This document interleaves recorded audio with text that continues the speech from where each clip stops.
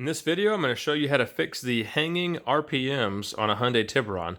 So here I have an 03 V6, and whenever you give it gas, it just holds the RPMs way up high, and it takes forever for it to get back down to idle. So what we're going to do is we're going to make some modifications to the idle air control valve. This is what it looks like. We'll go take a look at it on the car. So it's right there. And what we've got to do is remove this little pin. This is a little set pin from the factory. You can see this one is cracked, or the housing is cracked. You need to remove that pin. And the best way to do it is just with a drill bit, slowly go in there and just kind of ream it out until it's all gone.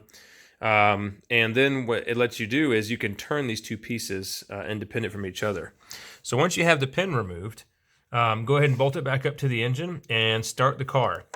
Once it's fully warmed up and idling where it should be, you're going to turn this side, the motor side, clockwise or up, and it should drop the idle of the car.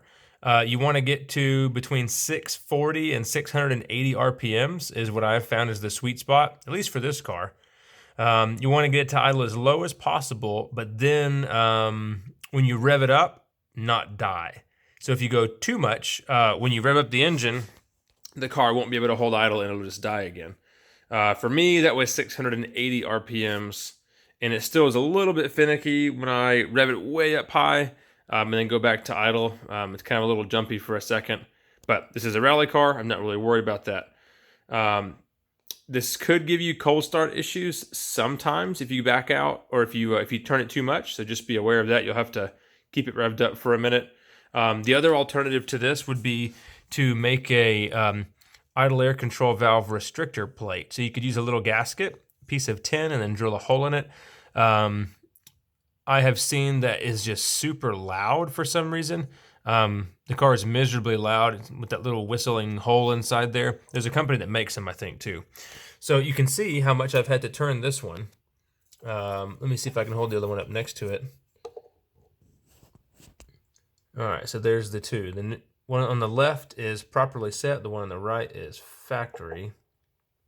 So once you get it set to where you want it, you need to pre-drill through this where that pin used to be.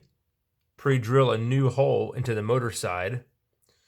And then you can use a little screw and set it in there. This Hyundai plastic is super cheap and just kind of falls apart, so make sure you pre-drill a hole before you just try to put a self-tapper in there, or I bet you're going to break the housing.